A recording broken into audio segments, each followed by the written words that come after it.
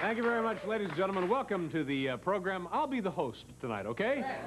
And, boy, if you're a basketball fan, and I think here in New York City we certainly are, and around this great, bless you, great nation of ours. But last night was sad for the New York Knicks, wasn't it, Paul? David, Well, are you all right? You need some oxygen or something? You'll be all right? Well, it's the cold and flu season. You all right? No, that's all right, but... That's all right. Are you with the show or just a sniper?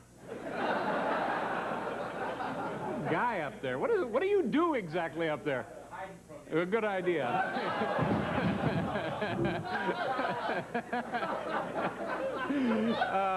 All right. So where were we? Oh, no, sad night for New York Knicks fans last night. The Knicks were eliminated from the NBA playoffs for the rest of the 80s. Well, this is kind of interesting. The Supreme Court. Paul, you're a fan of Supreme Court law and decisions and so forth, are you? Big fan of the U.S. Supreme Court. Yeah. They handed down a ruling yesterday. Now, they claim that a witness could not refuse to testify on the basis of if you can't say anything nice about somebody, don't say anything at all. So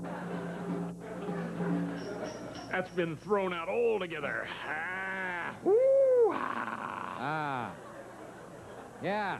And across the street, they're not across the street. Where is ABC anyway? It's up the street, isn't it? Yeah. Up the street, 50 what? 54th and 6th Avenue, or, of course, the Avenue of the Americas. You know, recently they were taken over by Capital Cities Broadcasting, and since then there's been sort of an austerity program. They've been cutting back, tightening up. Joe Namath, I think, was taken off the air. O.J. Simpson was taken off the air, and they're doing a lot of budget-cutting measures there. And I haven't just set up for so long I've forgotten the joke. Oh, okay. Just get carried away. I have no idea what the hell I'm talking about. And when you get right down to it, who cares, ladies and gentlemen? Because, you know, global peace, ladies and gentlemen, if we can just achieve global peace. Does it make any difference where I stand? No. Just, all right, let's try one right up here. Anybody even... Nobody watching this one either. So anyway, now, ABC World News Tonight, they've laid off 70 employees, ladies and gentlemen, and you know I mean it when I do this. 70 employees. With Peter Jennings, it comes on at 7 o'clock, right? Yeah. So now, God, just get on with it. In order to save more money, they've started showing reruns of their evening newscast, and... I thought it was silly, but last night it was not a bad one, you know. They had that whole Bitburg thing. So I thought it was Do we have any time left now? Just stop this yammering. Have I introduced Paul? Here he is, folks, our good friend and our musical director for the last 40 years, Mr. Paul Schaefer. Thank you very much. Thanks. David, if I could just say, David, a lot of people... David, if I may just say... Yeah, go ahead. Go ahead, Paul. I'll tell you later. No, go ahead and tell me what you want to know. No, you've been introducing me as a guy who's been around 25 years, musical director for 25 years. People are talking to me on the street now. How do you do? Have you been with them for 25 years? I'm sorry. You are? I'm sorry. Pay no attention to the man behind the curtain, ladies and gentlemen. Anyway, it's good... Yeah, I've been with you 4 years. I haven't been with you 25 years. 4 years, right. Yeah. 4 glorious years. Thank you very much. Thank you. Boy. You know, folks, April 15th is the traditional gift-giving season around the world. And tonight we have some brand new products here that make good gifts. Let's take a look at them now before someone gets hurt.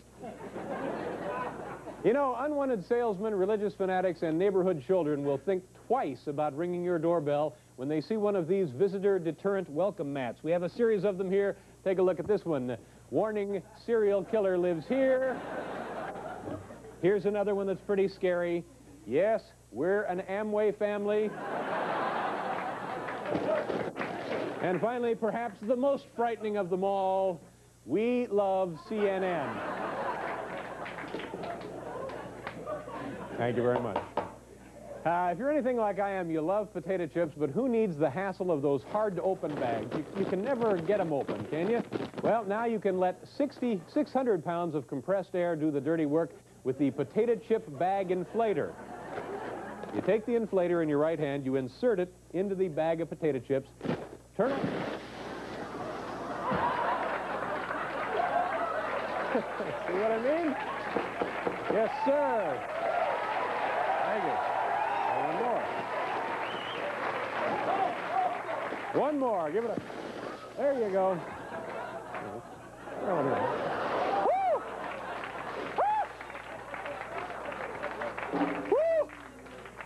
Woo! Thank you so much, nurse. You all right? Now, where are we going? You know, sports enthusiasts will want this handsomely framed New York Yankees team photo. It's right here.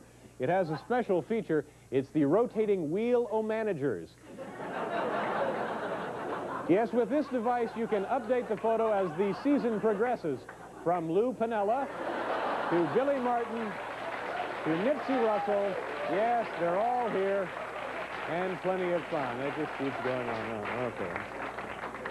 Rotating wheel of managers. All right. You know, you can serve... Oh, hi, Paul. Paul's going to help us out on one of these. You can serve pancakes the easy, efficient way, or you can use the new belt-mounted pancake dispenser. Buckwheat, blueberry, even silver dollar pancakes. Anyone need change for a waffle? Show them how that works, Paul. Well, you just kind of dispense them right out. Yeah, the pancakes come right out like that. Yeah, you need one.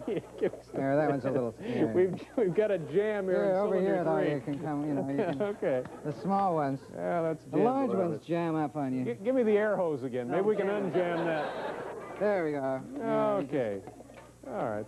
Thank you very much. We got the large ones.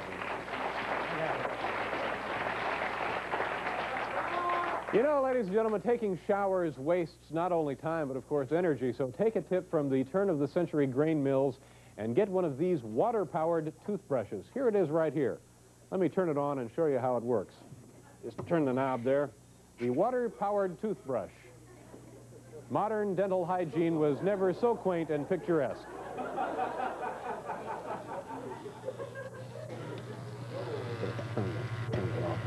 I'll just turn it off now.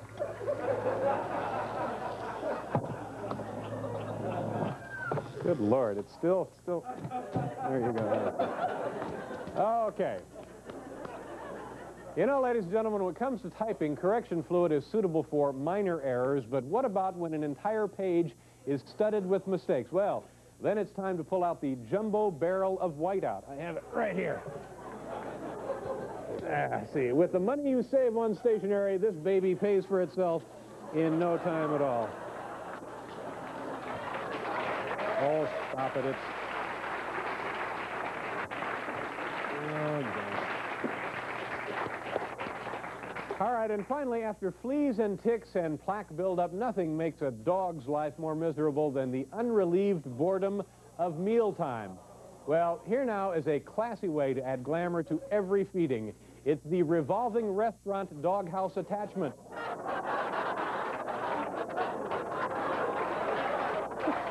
Hi. How you doing? Yes, for your dog, it's like dining at the top of your favorite downtown hotel. Is this Tootsie? Nicely done, Tootsie. You all right? Get an air sickness bag for this dog. Folks, we have a... Go ahead and turn it off there. Turn off the... That's good. We have a wonderful program for you here. Let me explain it to you now. Don Amici will be here. Recently won the Academy Award. Also a man who was a boxer by profession. American Museum restaurant. Go up there. Cornish game hen, $9.95. Breast of capon. Paul, do we have any music here? Yeah. Roast prime a rib of beef, $10.95. Lamb medallions roasted with fresh mint. American Museum Monterey Jack Burger.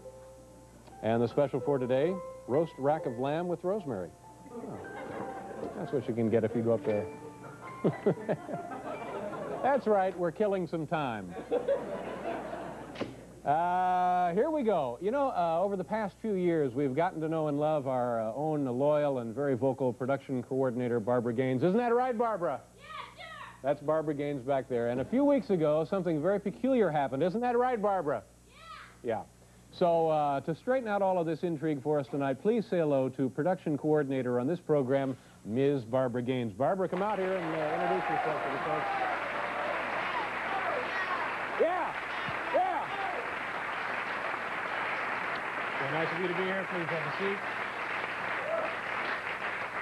That's your little squeaky mouse-like voice we hear every night, isn't it? Yes. That's right. And what strange thing happened a couple of weeks ago? Well? Oh. Okay, no, I can do this. Wait. I got this, Got a letter, didn't you? I got a letter. Got a letter. And this woman wrote saying that she had the same name as mine. Another Barbara Gaines. Another Barbara Gaines. Here in Manhattan. Here in Manhattan. And she kept getting these messages on her machine from, like, people needing money and people harassing her. All the messages that I didn't get on my machine, she got. Mm-hmm. And you felt cheated, didn't you? no, I'm really glad. My college keeps calling her for alumni money. And I guess she saw the Rolling Stone article and figured out that I was the Barbara Gaines that everyone wanted. You were on the cover one week, weren't you? No, I mean, no, because the staff was in the picture. Yeah. So she wrote to me this long letter complaining about, you know, goes on and on about all the problems she's It's had. a mix-up, and it's a bothersome mix-up for this other Barbara Gaines, who lives here in Manhattan, and we're going to meet her in a second, aren't we? Yeah. Okay. See, I called her because I keep getting jury duty, so I was hoping she would do it for me. Mm-hmm. But she doesn't want to do it. Now, for are you me. going to be on the jury or not? No, I keep deferring. Well, sooner or later, you got to be on jury duty. I know, so it'll be... Oh, yeah, they're going to go for that. So to clear this mess up, we have invited the other Barbara Gaines to be on this program. David is gone. He's gone.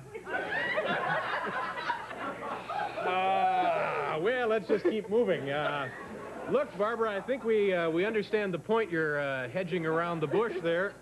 So here, we have here $30.62. Now, we want you to take this money and get yourself a bar of soap for your mouth and an unlisted phone.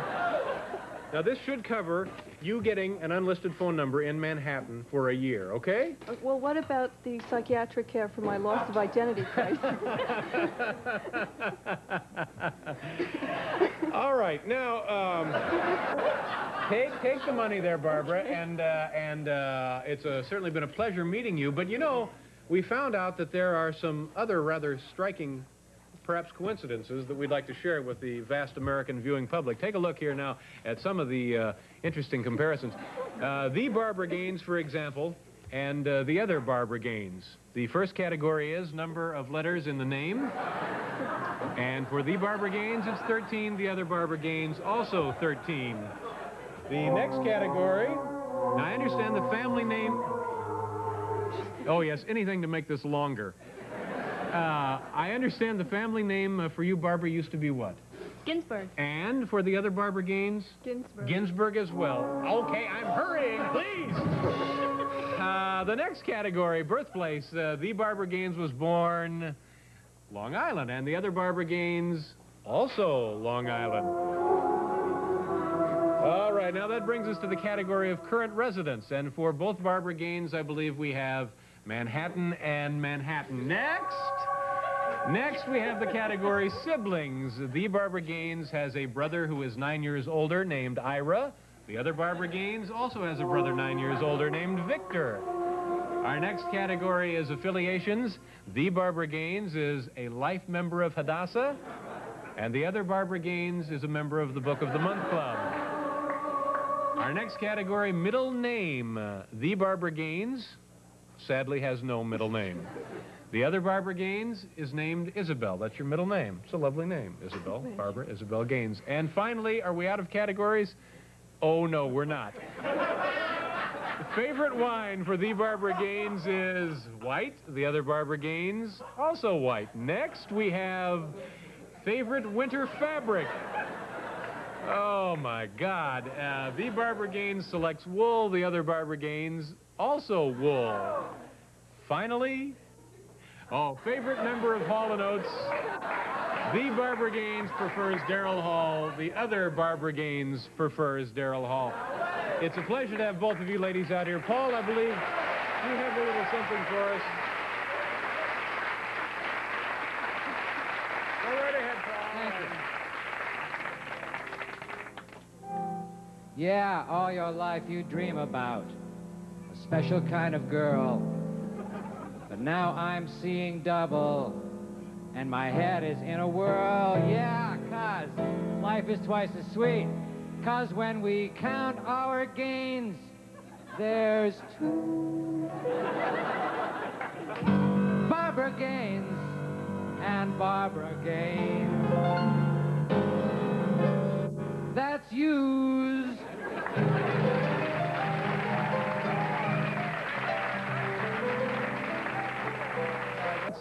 By comic strip characters. Here we go, number 10. Buried in the back of the newspaper. 9, have to share a page with the horoscope. 8, word balloon causes pressure on head. 7, body out of proportion. 6, poor sex life. 5, asked out on date by Sluggo. 4, dizziness, vomiting from smell of newsprint. 3, Mary Worth is a real bring down. 2, Garfield smells bad. And the number 1 complaint by comic strip characters today, I don't have thumbs.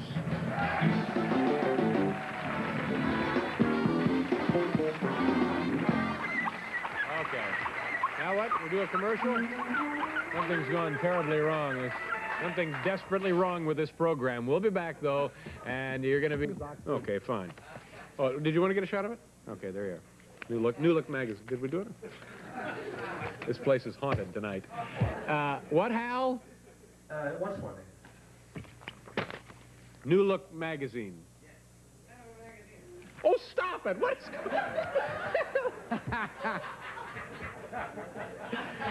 What is that magazine? Anyway, this man is on the left. Wow. My next guest is the man on the left of this picture. In the history of professional... Oh, here we go. Ha! These test shows are important, you know, to kind of get the bugs out. This man has been knocked out on all 6 continents and is a fascinating and very entertaining fellow. Please welcome Bruce the Mouse Strauss. Hi, Bruce. Good to meet you, sir. Come on over here. Thank you very much for being here. It's a fascinating story. You have an interesting life, and help me try and sort through this. How long have you been a professional fighter? 10 years now, Dave. 10 years. And you've had more fighting, has been in 66 fights. Yeah. You've been in 200. Muhammad Ali, 21 years of prize fighting, 61 fights. Joe Louis, 17 years of fighting, 66 fights. So you've almost fought as much as these 3 guys combined. Actually, you fought more than these 3 men combined. Well, you got to make a living, David. Unfortunately, I don't get the paydays they get. That's right. Now, what kind of purses do you fight for? Well, I once fought for $10,000, but that was my maximum. Usually, I only fight for a couple grand. And sometimes you fight more than once in a week? Oh, I fought 3 times in 1 week before. I fought twice in 1 night before, Dave. Twice in 1 night? Yeah, twice in 1 night. It was a tough night. And how are you able to do this? Well, the time I fought twice in 1 night, I was on a preliminary fight. And after I got knocked out in the preliminary fight, the main event fighter got cold feet and left. So I told the promoter, hey, why don't you, I'll just go as my twin brother. I'll change my trunks, and, you know, we got nothing to lose. So I went and I got paid twice that night. And how did you do in that bout? I got knocked out also.